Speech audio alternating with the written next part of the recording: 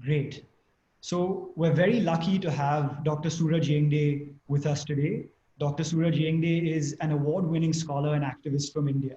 He's the author of the best-selling Caste Matters and co-editor of The Radical and Ambedkar. He's currently a postdoctoral fellow at the Harvard Kennedy School. We have the privilege of speaking to Dr. Yengde in deeply sobering times. In the aftermath of the brutal police murder of George Floyd, the Black Lives Matter has spread across the United States and the world, including India. Some scholars say there's a new geography of activism, making the mobilizing diffuse, enduring, and politically powerful, which is cause for hope. Yet if we turn to India, caste-related inequities remain rampant and largely unaddressed. Nearly every 15 minutes, there is an atrocity committed against a Dalit. And there's been an increase in violence against Dalits over the last 6 years.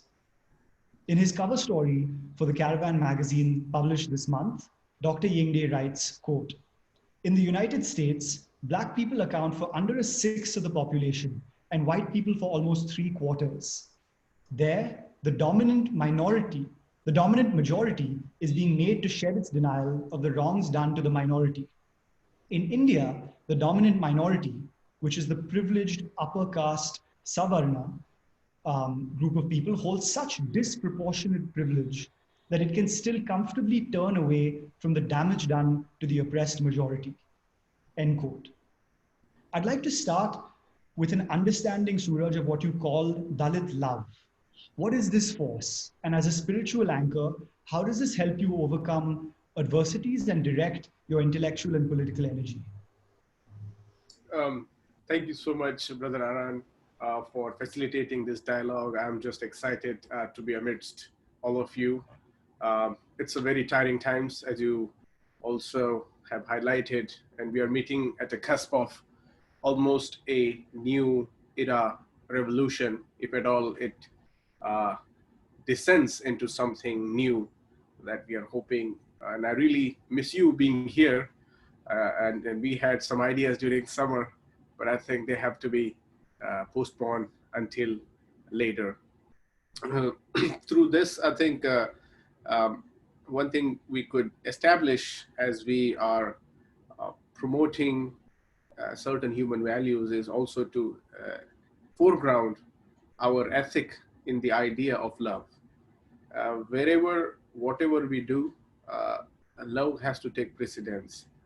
We cannot at all afford to let anything but love to triumph. And then the love that I talk about is not a cheap love. It's not a market-oriented love. It's not a love that is sold on TV screens or the love that is there for consumption. It is what your parents give you. It is what your ancestors have so carefully crafted and shaped your mind, shaped your thinking, and brought up. It's only a time when the corrupted world attacks one innocent mind through multiple angles, and in our tryst with this negativities and pessimisms, we develop a survival strategy. Within the conundrums of various tactics that we employ, we just then try to become what we call the citizens of this civilized nation. This is and when I say nation, I don't mean to point out to one nation. I mean to point out nation as a construct of people forcibly clubbed together, forced to abide by certain social contracts, but also asking them to follow certain rules under certain frameworks. Sometimes it's constitution and sometimes it's the traditional forms of work. Dalit love kind of injects itself. It's an opportunity for the oppressor to pay attention, to give that occasion to have a dialogue, to come on an equal plane. What we have done is India produces a bunch of insecure generation, which becomes a zealot. And in their upbringing, there is very little humane that is taught by parents, as well as the institutions that we surround, or else there is no reason for a child to be hating other child without any apparent reasons. There are no physical markers. There are no other markers that you and I can differentiate. If we stand next to each other, people from outside world will identify as siblings. Then what is that is really kicking in to encourage such kind of maladies? And I think that has to do with a faulted civilizational upbringing, wherein we have buyed and trusted into the project of a certain nation, of a certain morality. We need to now subvert those moralities, because that moralities have produced so much of class differences, so much of caste animosities, and of course, the patriarchal and homophobic sensibilities go hand in hand. Dalit love is, as I say, a rendezvous. It's a meeting point where we will meet, but also it is giving a priority to the most vulnerable subjectivity. You and I can sit and talk, but what are the vulnerabilities? You might have certain quote unquote deformity, as we call in present languages. I want to pay attention to that. The other day I was talking to a cancer patient, and we were just talking. She's a dear friend. And when she mentioned that she has a cancer, my entire conversation from then on became on preserving her respect, her channeling her energies into a channeling my energies into a right direction. What that did was, I didn't care what her background was. I didn't care what her status was. What mattered was her vulnerability, her position in a society, or also in her own health dynamics, to sort of have a certain, if you will, a humanitarian back foot, and try to make her suffering, make her vulnerability my priority, so I don't appear, I don't want to at all take away that from her. So this is what Dalit love is in a broader ethic around. In my book also I've described, but also I see when my grandmother looks at me with that adoration, and when my grandmother is caring. How our grandmothers are badass lovers. I mean, if that is what it is, they will, and they are possessive, and they are very invested. They are very invested in whatever do. My grandmother is unlettered. She worked. One grandmother worked as a manual scavenger or doing odd jobs on the farm as a landless laborers, or hustling in some factories. And one side grandmother was a servant in the house. But what is that these two Dalit untouchable women thought of, that their next generation or the forthcoming generation would be something unimaginable?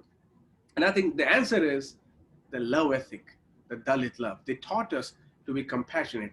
When Dalits are protesting, when Dalits are challenging the dominant caste society, they're having compassion in their mind. They are not coming from the point and vantage of hatred. They're not coming from an angle of dismissing you or destroying you. They are coming to construct something. That's why their conversations always are put down by the ill-minded people, because they just do not want to hear them. But if you have a human angle, then you will see the layers of beauties that Dalit dialogue is having, a Dalit existence is having, a Dalit conversation is having, but also a Dalit existence is having.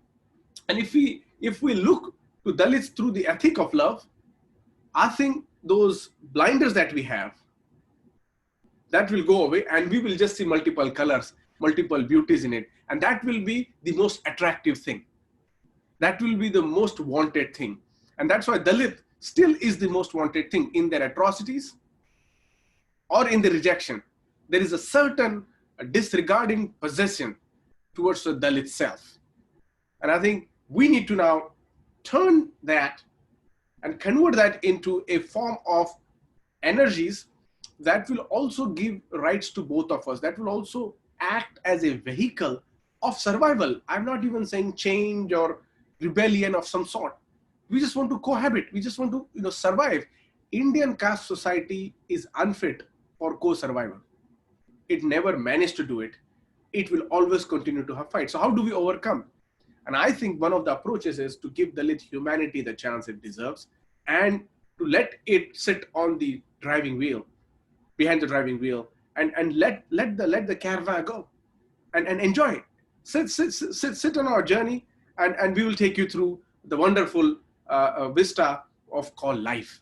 The things you have never seen, the things you have not observed, the basic appreciations of little things, or the granular appreciations of cosmic things.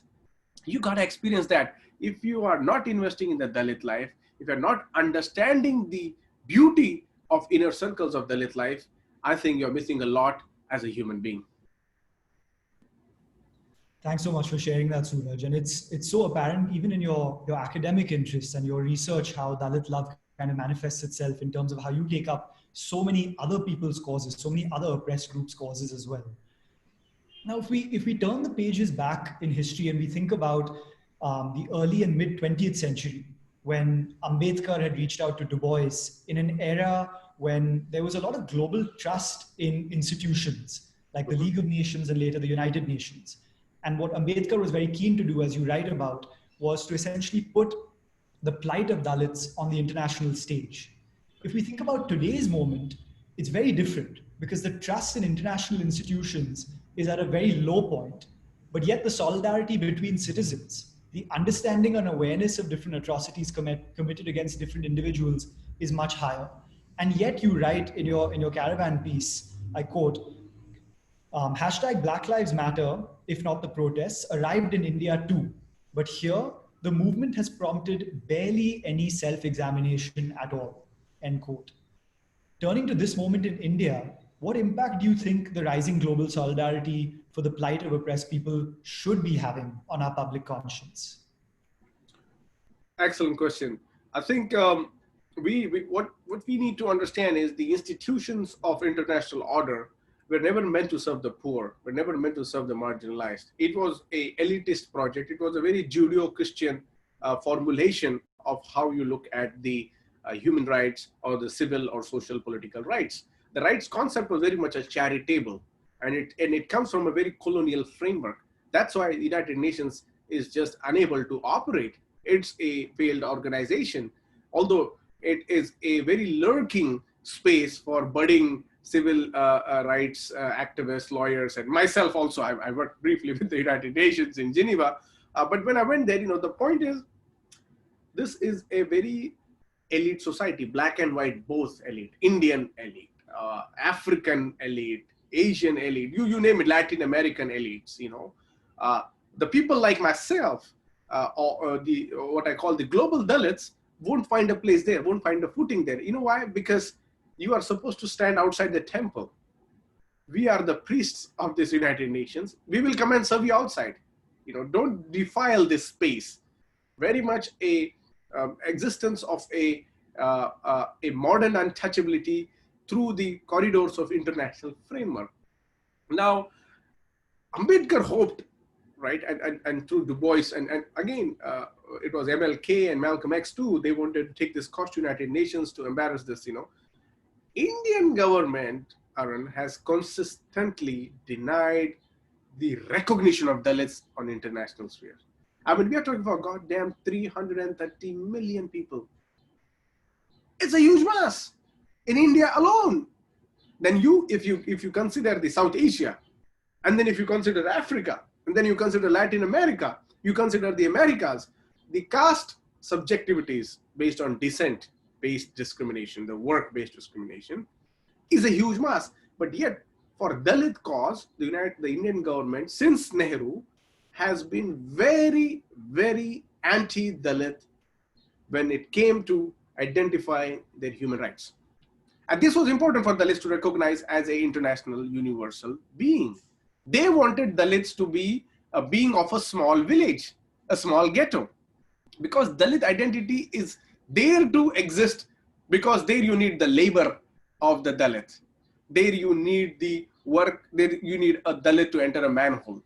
These are the ways that Indian government always applied a casteist framework in how they look to the Dalit community and their future. And this never happened, after, Nehru and all, we all have, that's why to understand this Indian politics, we always have to look at the most vulnerable and most left out people. So you get the real essence of democracy. Nehru, even all with his all socialist kind of values and, the programmatic industrialization and all that kind of things, he never reached to the poor people, and also when we talk about his foreign policy, and as you quote the article, it comes out very critically. So now what we need to do, the modern institutions of international order are neoliberal in their setup.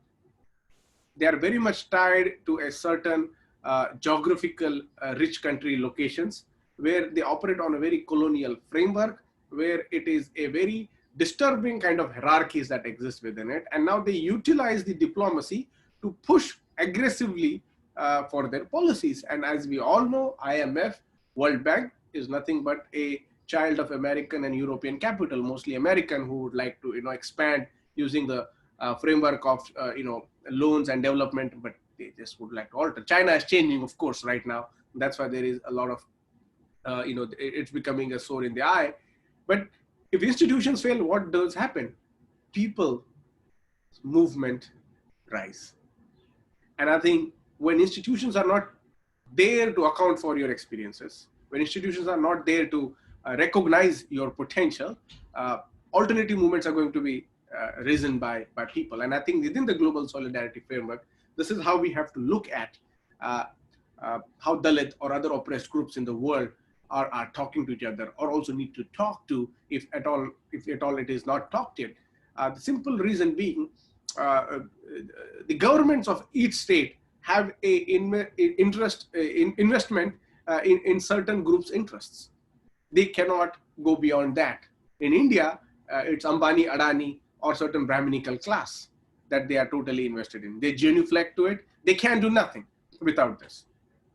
But if you look at the same dynamics in other countries, the America, the Koch brothers, and the top 1%, everywhere it is this. It is the same thing. What do poor do? Does this poor die? Do the poor just undergo malnutrition and starvation? We can't afford to do that. And my interest at this moment is that wherever you all go, try to introduce Dalit cause to the people. Try to at least tell in your own capacities that, we also have a very marginalized, vulnerable group who are Dalits, who are not recognized by United Nations, who are not recognized globally. It's only the social movements who are recognizing. So please pay attention to that. That has not, unfortunately, happened as of yet. But if some of you or some of us who operate in international spheres or have access to certain logics and logos of globalism, it's better to utilize that and foment a new critical, if you will, epistemology of how we will frame ourselves into this future. Because the work we are going to do now, Arun, is going to be a fundamental footstep towards the future. And I'm telling you, the footprints are going to be very visible.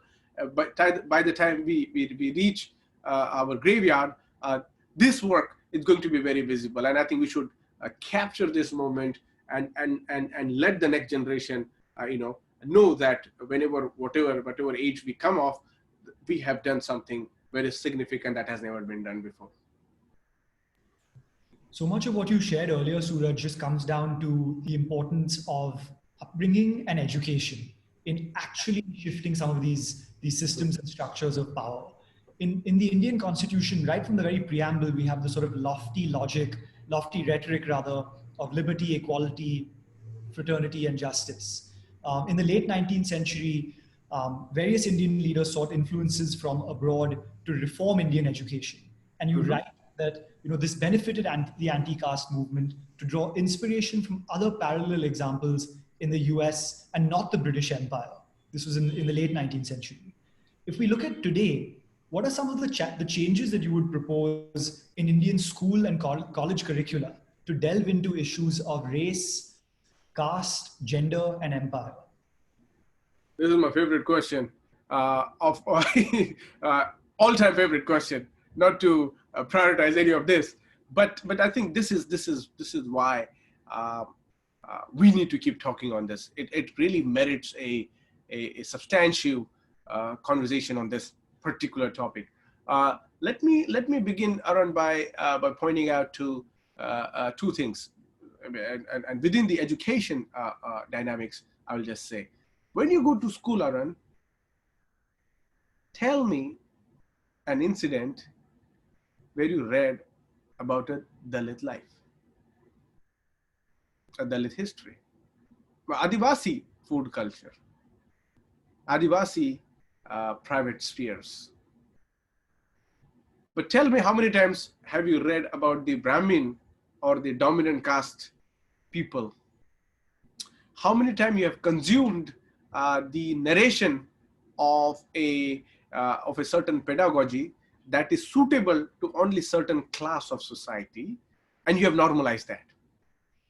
Education system, and it has been a record that the textbook boards, I always jokingly, mockingly call them, because they are the one who decide the textbooks, what are going to, the education board, the curricula, they have been dominated mostly by Brahmins.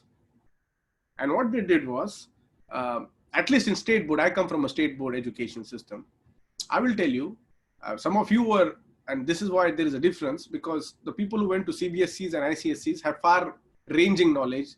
Their textbooks are also like a exciting, almost like reading an Outlook magazine with a wonderful information or the basics. Us, there was black and white. You figure out if Shivaji's fort is the darkened part of the photo or the light part of the photo. You know what I mean?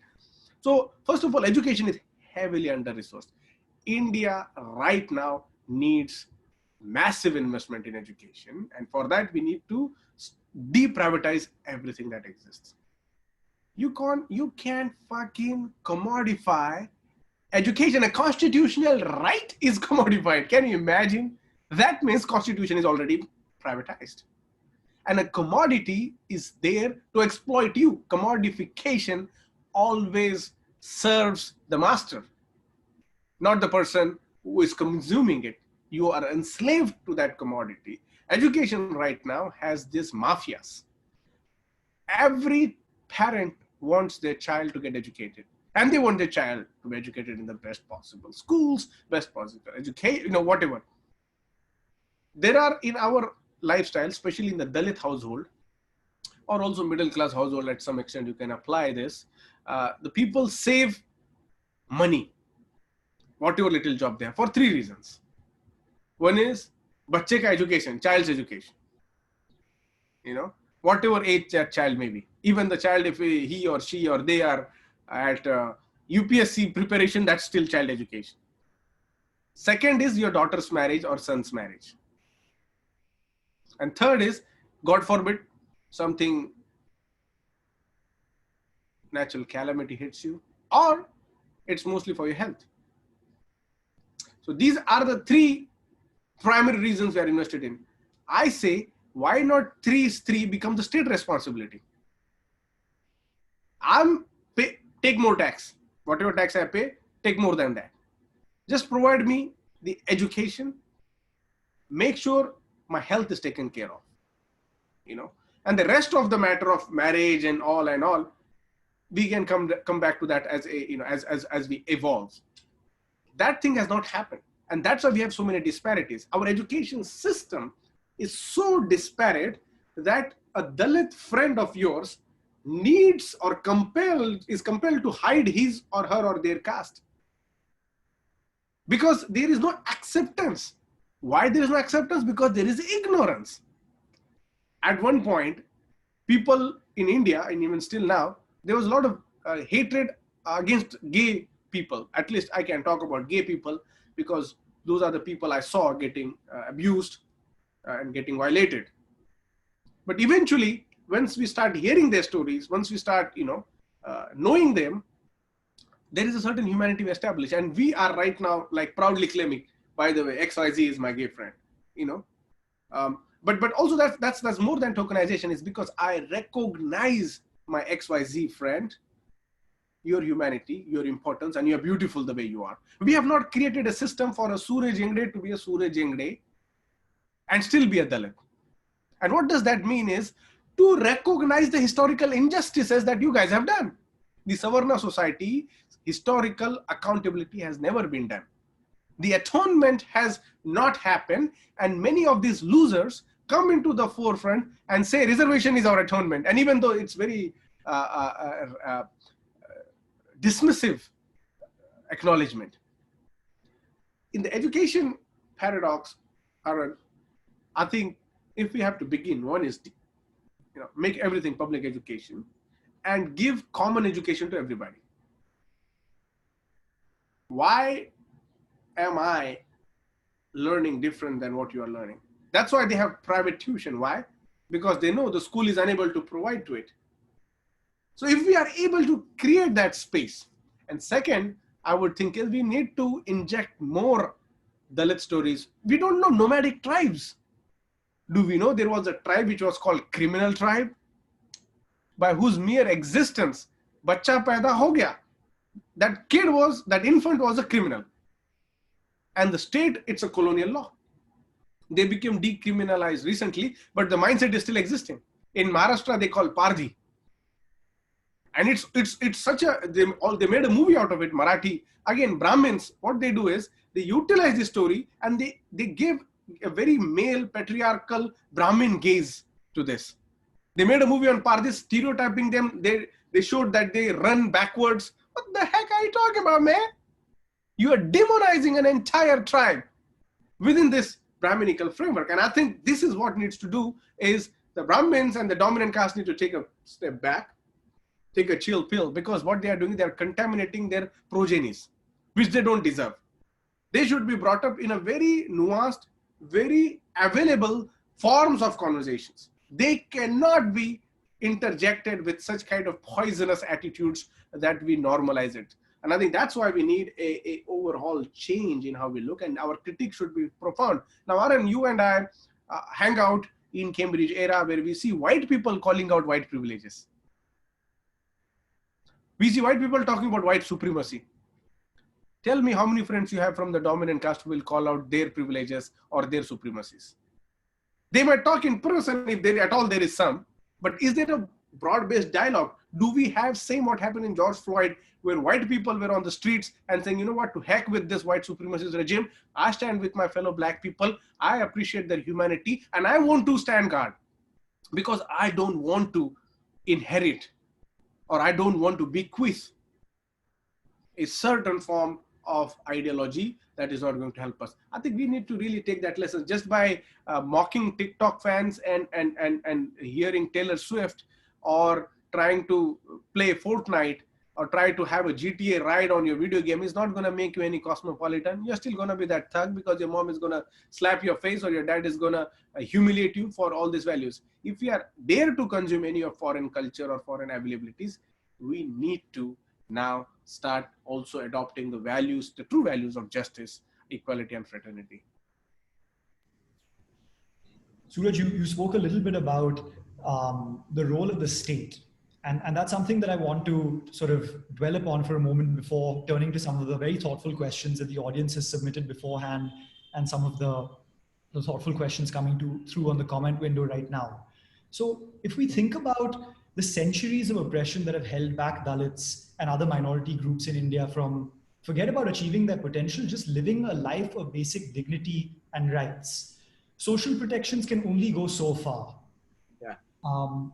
In terms of the support that they offer to vulnerable citizens and helping young Dalits to rise out of poverty. But with these limitations in mind, what are some of the principles that policymakers and the government should have in mind when designing schemes and implementing legislated rights for people who face long-standing discrimination and issues such as caste? Very good question. I think it hits back at home. I think the public policy in India is not a mature field. See, we inherited a colonial model once India got independence. And then under the Nehruvian influence, we went to the Russian model of 5-year planning, right? And the 5-year planning in the Russian context, and also it worked in India, by the way. Again, the 5-year planning that we had, what we call the Planning Commission, whenever they propose radical measures, whenever they propose radical measures, they were not heard. So I will tell you one thing is the landlessness. Landlessness was told in, I think, 8th Planning Commission or 7th. What planning committee? What year? 8 into 5. Yes, I think it was 6th or 8th, something around that line, some even number. They proposed landlessness, land redistribution, and in fact, actually, also in 1960s, in my research, I found out so Planning Commission made also recommendations. Sometimes that didn't go into the policy. They made recommendations that, and it was sometimes radical. And I would imagine some of these were socialists, who were like, and also who had a faith in India's freedom. There was a generation that lost it, especially till the time they came to Indira Gandhi, it lost it. The Planning Commission in India, whatever it proposed some radical measures, it did not, and I will say it again, it did not prioritize the basic services that to be given to the to the Dalits, because the state eventually was not invested in that. Why? Because the Congress party had given the Shudra landowning castes more prominence. That's why many policies that you saw were benefiting. So when we talk about the farmer policy in India is a farmer country. They're not talking about landless farmer. They're talking about the landed farmer, the Patels, the Reddis, the Gujars, the Marathas, the Kammas, and so forth, the Gaudas, the landowning castes, the Tevars.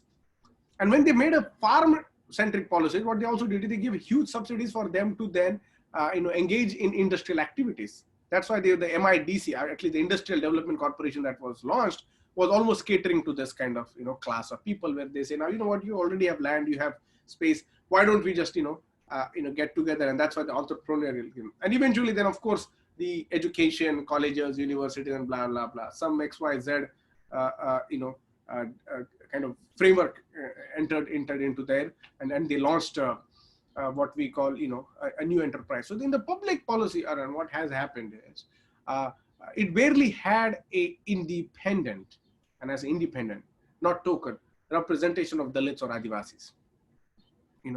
And even if they did, like I had a Professor Mungekar who was part of the Planning Commission. He proposed so many things. Some of them only got approved. What that means is you and I can decide a policy, but the state again is going to take away that from you. And that's why I think to engage or disengage with public policy, what we need to right now do is to identify the basic infrastructures that this country needs. And when I say infrastructure, I mean to say the human infrastructure, the human development infrastructure that we need. Once we identify, and I think this basic conversations on the rights of people, because right-based policy has to come out. Right now, it is what it is doing. It is right now, like this government is a capitalist-centric development policies.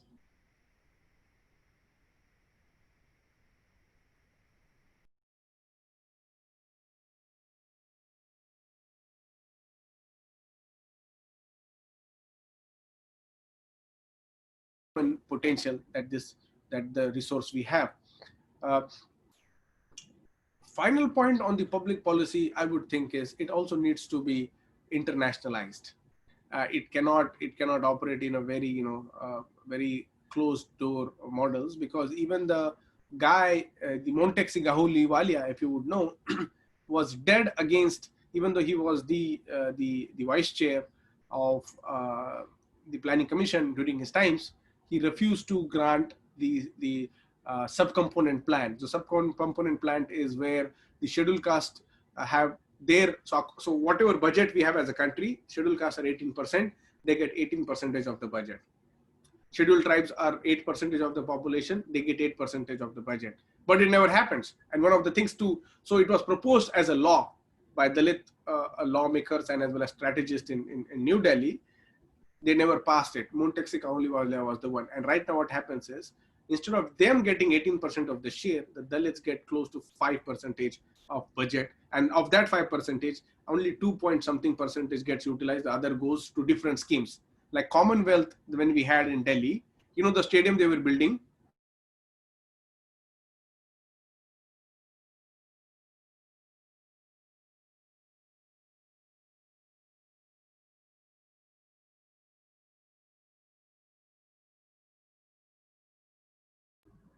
Suraj, it looks like your video is frozen at the moment.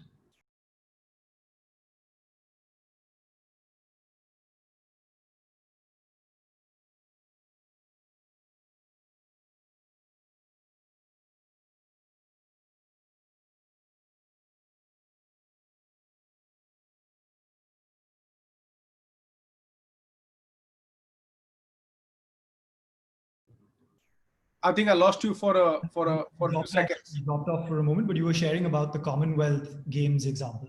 Yeah. So what I was saying is, see, many development quote unquote schemes that were happening, like what business does Dalit funds have to do with constructing a corrupted Commonwealth stadium in New Delhi? Similarly, they constructed highways in Jharkhand that was meant for the tribal welfare. They built highways.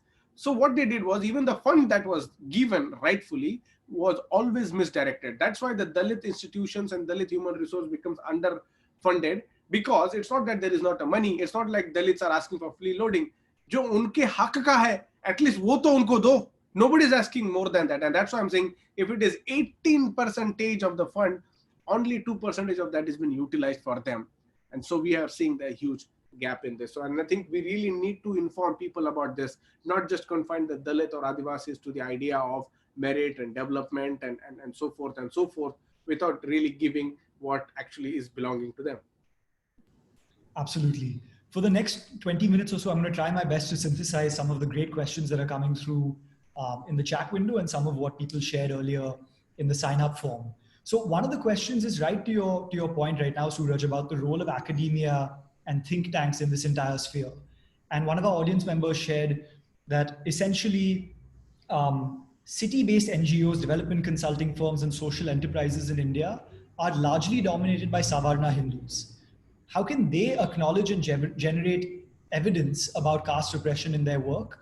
And would a caste lens framework, similar to how there's a gender lens framework that's used internationally, allow for these organizations to be held accountable?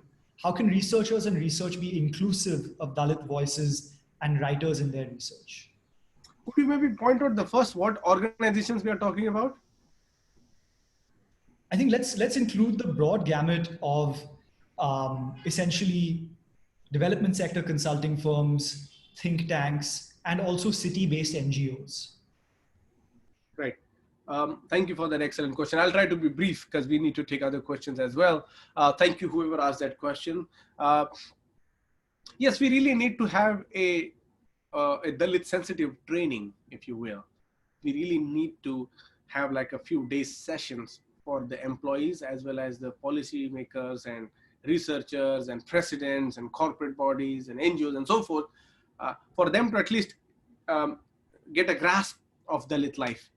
Right now, it's a very stereotypical, mostly prejudiced, mostly casteist way of looking at Dalit life. And oftentimes it's charitable, it's very condescending, kind of very much, if you will, sort of patronizing, so I want to do something. And so this liberal kids in the urban towns, they go and work in, child shelter and, whatever, oftentimes they feel they have good intentions, and that's why they think, but that's why they take a moral stand on that. You know what, I am doing this, and I am, blah, blah, blah, blah. I was talking to a Kennedy School student recently, and they were saying that they have been doing such kind of work, and I was like, this is admirable, but not really.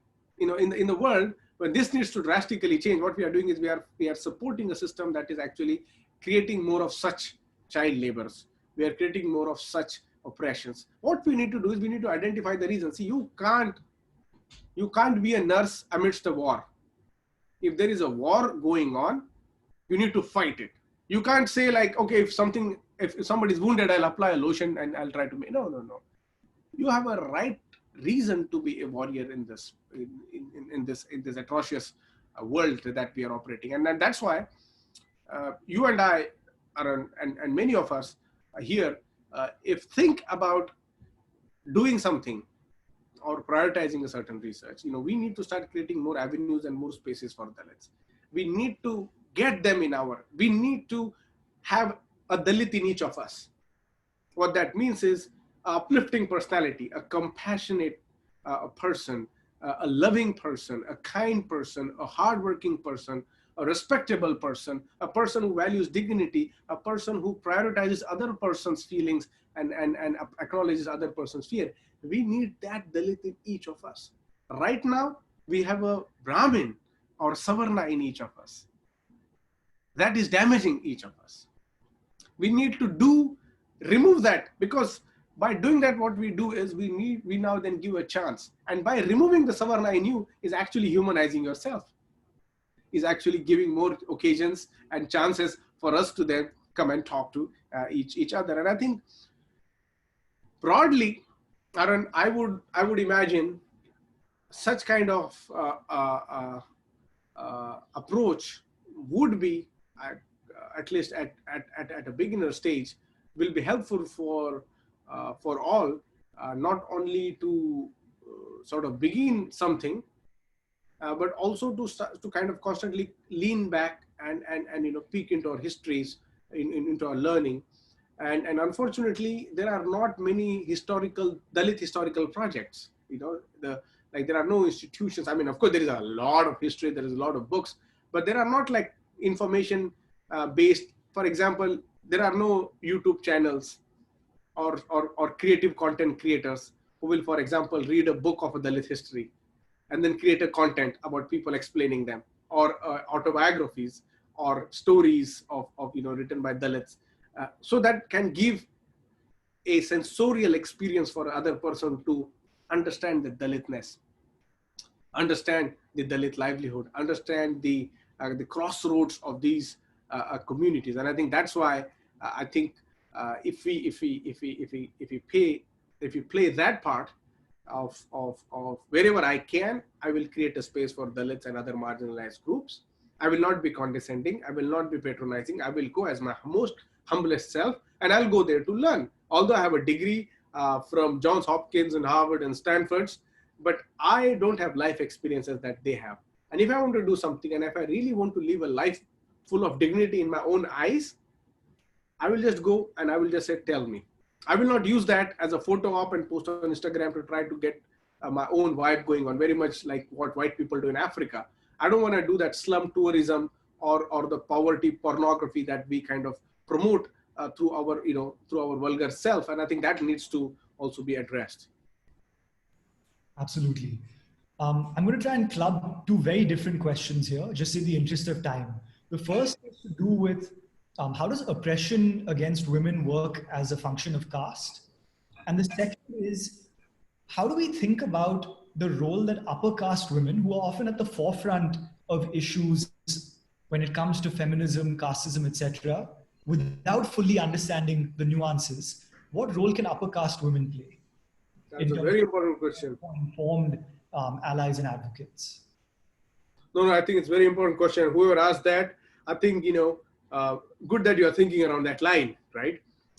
Simply because I have already, I've spoken about it many times. I recently somebody did a small video, and it's apparently people are hating me for that when I identify the nexus of caste and gender, because that's what it is. Caste is nothing but a gender oppression.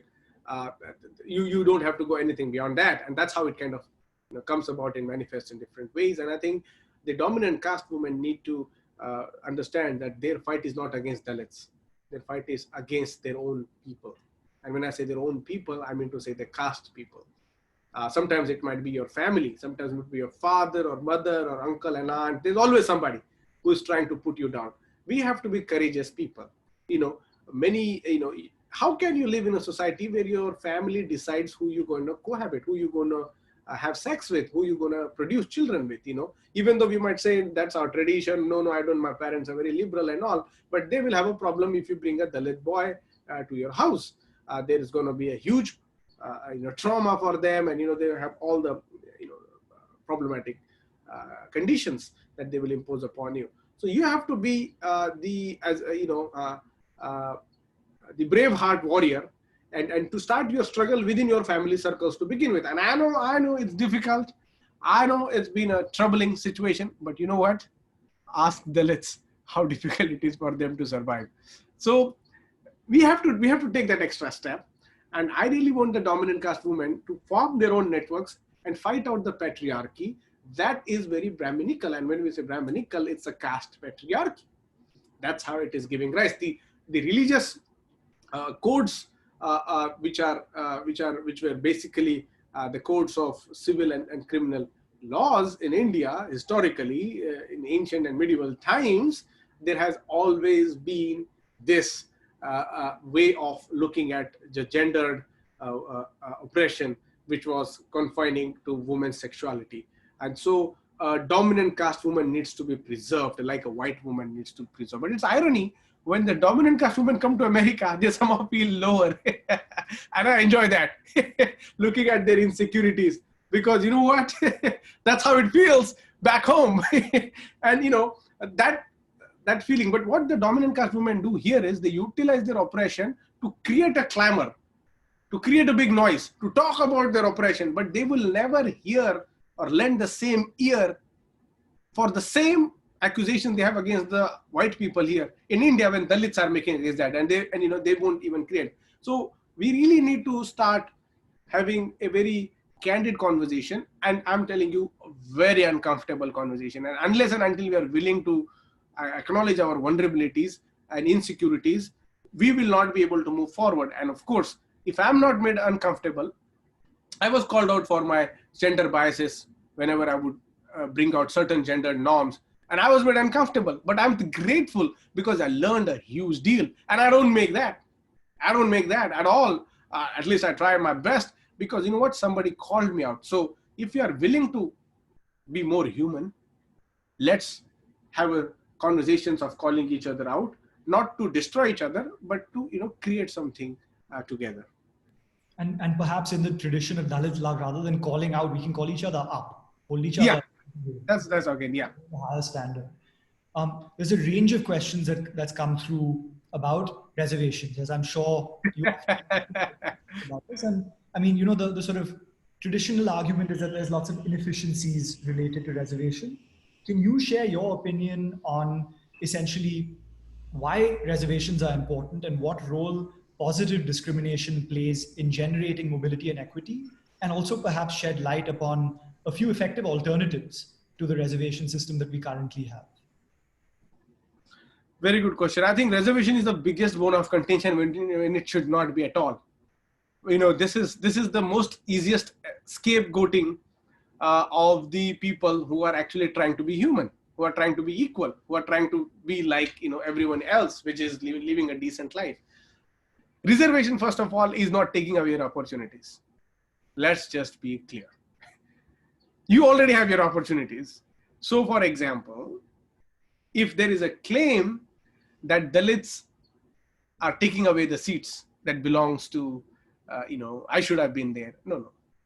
Understand. Indian caste society has a caste demography. Now, if you are from Khatri caste, Brahmin caste, Baniya caste, Shudra caste, you have a certain percentage. In a democracy, representation is the most valued. Before India's democracy, only the people with properties, with land, could vote. They would decide. This is also in the pre-French era revolution, pre-era French Revolution. But that has changed because we need reservations. Why? Because we need representation. You cannot have people, minority, ruling the majority. In other part of the world, they call it apartheid. Reservation tries to fix that. And when people say, I had a less mark, I had more marks than Dalit, and Dalit got into it, aren't Dalit taking away my space? No. Your own caste people are taking away your space. How so? You have a certain quota of your own self. The Savarna population in India is not more than 16%. They have 51% reservation. The rest of the 84% has to fight for 49%. Such a serious paradox it is. And then, of course, the dominant caste, other religious minorities, if you add them, it becomes to 22%. So they have 3 times than what they have right now. Whereas the rest of the population has to fight within the meager seats. Now you tell me, apply any quant and tell me who's taking away whose seats. So as a Savarna, if you are unable to get into college, blame other Savarna, because he or she or they have taken that. Don't blame Dalits, because Dalits already have constitutional protection, constitutional reservation that the government has to abide by. They have to do it because it's going to be a representation. And you know, this Sunday, Varun Grover has written a piece. It's going to come out. Do check out the Indian Express. He kind of makes good arguments in that case as well. I don't want to, give out those suspense arguments, but you will find out. Reservation as a model cannot last longer. It needs to be remedied with something else. And that's why what I am proposing is, let us make public education equal, accessible, and universal. If a child from, now people will always find that reason, a scapegoat, a rich Dalit is getting, why are you so insecure? It's not a poverty alleviation scheme, for God's sake, you have to understand. It's a scheme meant for Dalits. And again, if you're so concerned about Dalits, then just shut the fuck up, because they will take care of themselves.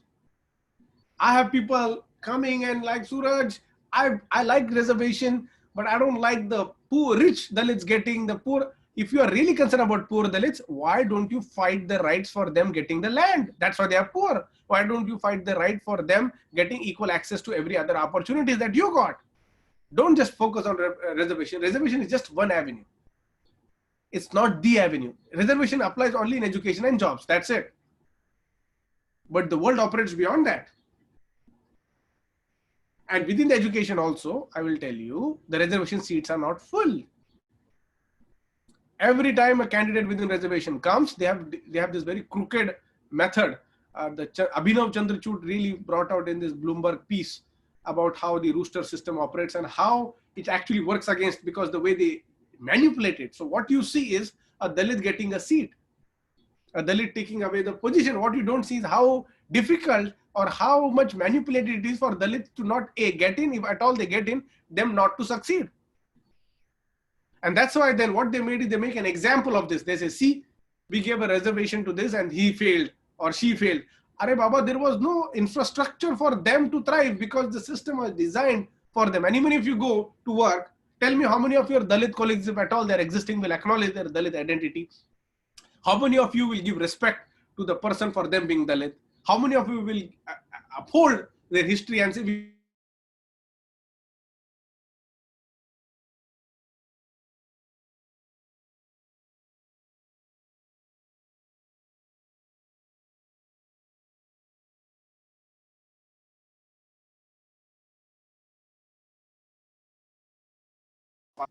will do? It is less than 3% Dalits that graduate from universities as we speak right now. The statistics in last 2 years, they say, has increased to 4.5%, but that's what we are talking about. 95% Dalits are still deprived of this opportunity. So before we go and express our insecurities in a very most nastiest form, let us also have numbers. Let us also have statistics of what it says. And on the other side, look at the top positions. Independent India's 5 prime ministers that happened were Brahmins. 5 terms prime minister that we happened, the 25, the quarter years were Brahmins. Brahmins are not more than 3.5% of this population. How is it possible? We have to really understand this. If it's a democracy, how does this, manipulate? Look at right now, Brahmin is the single group which has an average income of 48% more than any other group in India. Now you will play that under the rubric of, oh, they are hardworking and they are meritorious. Don't you think Dalits are hardworking? Let a Brahmin do manual scavenging, get into the manhole. I will appreciate that as a hardworking. Crooked tactics and deploying a historical injustices, unjust ways of doing business is not a merit. And that's why we really need to not be anti-Dalit. We really need to be willing to frame ourselves into this understanding of how the politics works. And India is a very complex country. It's not black and white at all. We can't afford to play that black and white conversation here. It's very diverse. A person from Gujarat will have a different experience than a person from Karnataka. And again, we know each state is its own country. We are only tied into this country by one document, which is Constitution. Apart from that, there is nothing. I will go to Gujarat, probably I'll not like the food. A Gujarati will go to Punjab, probably they will not like the food. You know what I mean? But we are holding on to this idea. And India will only succeed as India if more Dalit representation, if more Adivasi representation continues to happen. So India gets its flavor of being an Indian. Suraj, we're running out of time. I mean, we could go on talking, I think, hearing your insights for a long time. But I want to close out with just, it doesn't necessarily need to be a message of hope, but a message of like learning and insight from the power of the Black Lives Matter movement. In terms of just a narrative alone to basically spell out the fact that enough, this injustice cannot continue, which has mobilized people across the world, some in the midst of the pandemic, in person, especially in the US, others like athletes, ranging from the Premier League football players to cricket as of yesterday, all standing in solidarity with this movement. What will it take for a similar movement or similar moment to come to India? And what are some of the lessons from Black Lives Matter that can apply to fighting against caste oppression in India? Beautiful. I think Black Lives Matter, one of the two of the starkest highlights of this, at least the way I see it, is one is the amazing multi-racial solidarity. It is a black struggle, but it is no more of black only struggle. It is, and second, it is a generation Z or the millennial generation. Both are now part of this. I love that part. Their demands are the same. The demands that were raised in 1960s, in 1970s, 1980s, 1990s, and now it's the same. The demands have not changed. So what changed is the amount of work that black activists put before this kind of could come about. And that's why, we should not just say this was an outcome of sudden George Floyd. It was, but also there was a lot of background work that was happening. And as we know, within how the black movement organizes various teaching sessions, various, racial solidarity and sensibility sessions. Even at Harvard, they have various speakers coming. One of the leaders of black movement had come to Harvard. She was like a public fellow, CPL fellow. So what that does is there has been a consistent, at least even if it tokenized, but there has been certain investment. The liberals have recognized that they have to do. In India, that global solidarity we really need to do is see, because Dalits are not in cricket team, Dalits are not in big music industries, Dalits are not in cinema industry, Dalits are not in the big academic spheres. They don't own research think tanks and public policy, avenues of various, non-profit and profit for profit. So it's obvious that the people who are dominant caste or people who are having access to this should at least be sensitive to this. Dalits will take time. Dalits will have, and we need to make sure that this taking time is not forever time. It needs to go hand in hand with how we imagine ourselves in be it culture, industry, and whatnot. What has happened is that the white people in America, as I say, multiracial, really stood by Black lives. They are like, what, to hell with it. What we need to do, that lesson learned, is the dominant caste people on this audience here need to recognize their potential in participating in such kind of struggle. It's not that I can't be part of struggle. Yes, you can be part of struggle without being a burden on the struggle. Meaning you can still be If it's R.N. Patel, Patel will perhaps go and talk to other Patels who are not sensitive to the caste issues, and try to create a sensitivity, try to create harmony in them, and try to, there will be pushback. They'll be like, what are you talking about? Fool, you don't understand. Dalits are always like this, they are impure, they don't do good work, they are lazy. They will use all kinds of, epithets to describe that. But that's where you need to intervene and say, hold up, this is not the case. I understand we need to now start working in that approach. Second is, we have positions of powers, whatever little we have, either be it our camera skills, either be it our writing skills, or whatever skills, or even where we work. The working or your caste adds a strong protection for you. If there is some khanna, if there is some rao, there is somebody who's in good contact with you or in similar position. We need to then find our place in making sure that the Dalits are represented, or Dalits issues are talked about, and they are brought into conversation. If you're working for a company, if you're working for a think tank or research, whatnot, organization, try to create sensitivity around that, because everything in India we do needs to center around caste, because caste has been the only ultimate reality India has had. Other examples of colonization and communalism and Christianity and LGBT and all, they stand on the base of caste. So if you need to go to the root of the problem, we need to go to the root of caste. And that's where we think we all have castes. It's not only Dalits. And we need to identify how our caste manifests in producing certain violence, how our caste contributes or prohibits, first contributes into developing inequalities and prohibits the Dalits or other oppressed groups to develop. And also we have to understand, in this game, every one of us is suffering. The degree of suffering is varying, but it is ultimate reality. Thanks so much for sharing that, Suraj. Powerful thought on which to end. And I think, speaking about building these broad coalitions, activating youth and their belief in the need for equity, and the sort of long-standing culture of mobilizing that you mentioned are so key to this movement. And I think another important thing that you also touch upon is continuing the conversation. And I think each of us who's been privileged to be part of this space, to hear from you, will have many takeaways that I think we need to take back to people who we know in positions of power, family members, friends, etc.